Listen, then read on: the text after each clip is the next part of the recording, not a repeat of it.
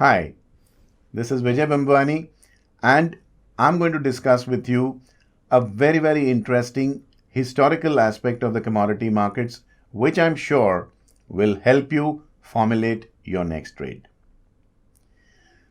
The topic is, did oil, or rather oil prices, actually bring about the demise of the Soviet Union and made it the former Soviet Union? The former Soviet Union is now known as Russia. Did oil and oil price actually cause the demise of the communist Iron Curtain country that Soviet Union was? The answer is yes, based on empirical evidence. The Soviet empire was formed out of communism, which came into Soviet Russia in 1917 thanks to Lenin. Now, the idea was that the ownership of all assets would vest with the government and the state. And the state was responsible for providing employment and keeping people gainfully employed and giving them salaries.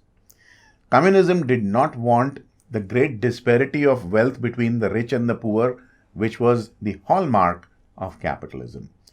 So they had some pretty simple rules there that the difference in wealth between the poorest and the richest should not be exceeding a factor of 10x, which means if I had 1 lakh rupees as a poor man or the poorest man in Russia, the richest man in Russia could not have more than 10 lakh rupees, which was 10 times. This was to keep inequality in distribution of wealth as low as possible. Obviously, if you are going to disincentivize saving and wealth, you are also going to result in extremely poor productivity, which is what the hallmark of the Soviet Union was. Secondly, the Soviet Union aspired to be a world power.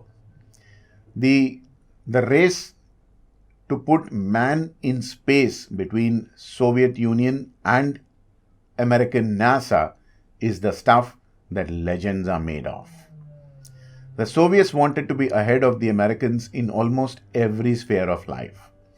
And remember, production was absolutely inefficient in Soviet Union as compared to hyper efficiency in America.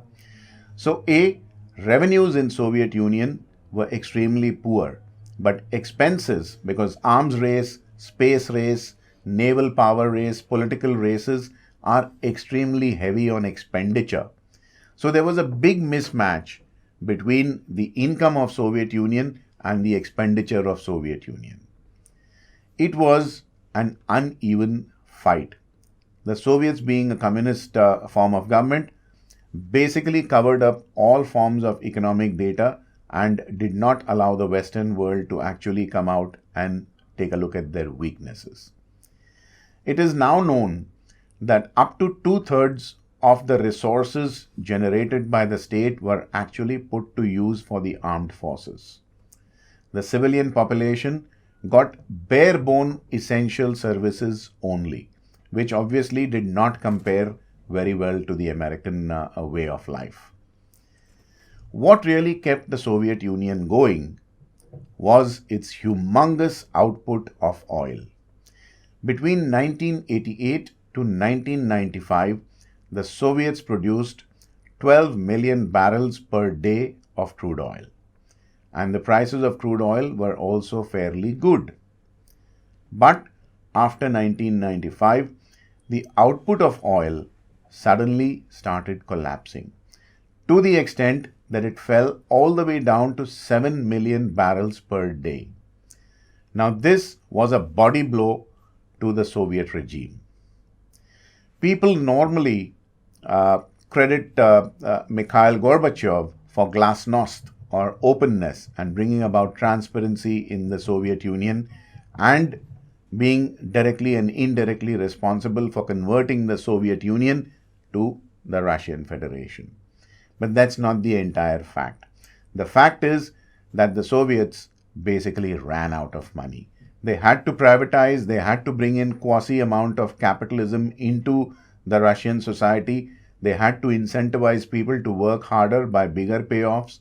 They had to remove the barriers of the amount of discrepancy in wealth between the richest and the poorest, so that efficiency was rewarded and inefficiency was actually punished by the market forces. If you actually were to analyze why the Reagan era of Reaganomics rather, resulted in the Strategic Arms Limitation Treaty, or SALT as it is popularly known in geopolitics, you would realize that this was the beginning of the admission by the Russians that they were weaker than America. And it was triggered by oil. So oil actually runs through the veins of an economy. Higher oil prices, and I've said in my other videos, oil is a multiplier commodity. If prices of oil were to rise, everything from petrol and diesel at the pump level would become more expensive, and within a few hours, your taxi fare, your auto rickshaw fare, your train fares, your bus fares start going up, and your green vegetables, your fruits, your milk, eggs and grains, etc. immediately become a lot more dearer or expensive. So, oil is basically at the heart of economies the world over.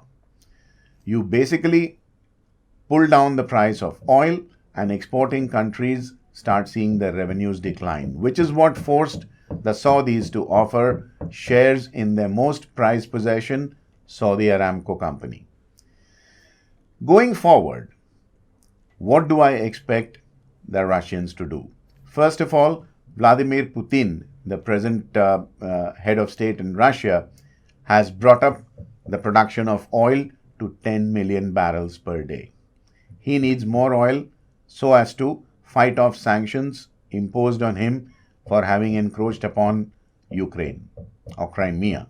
The only way he can curb inflation is to keep selling more oil, possibly at higher prices, which is why you see the Russians are so warmed up and becoming cozy with their erstwhile competitors, the Saudis, who are actually American friends.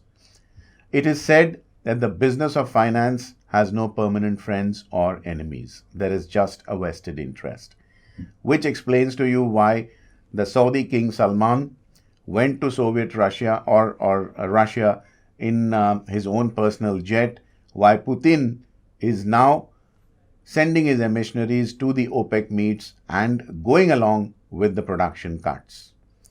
Which is also leading me to remind you, in my other videos I have said, within a decade from now, I expect OPEC as a body to become redundant.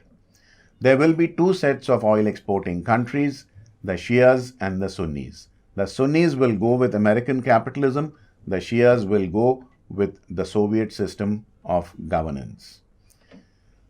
Putin knows that he cannot allow oil to disrupt his government or his way of political thought anymore, which will basically formulate policies in the Russian government for a long, long time to come. So oil prices will impact Russian polity, and Russian polity will continue to impact oil prices. This is what I call my 360-degree worldview and 360-degree method of looking at markets and trying to formulate trades out of these opportunities that exist. Till I sign off from this video, I wish to remind you to click like on this video if you're watching it on YouTube.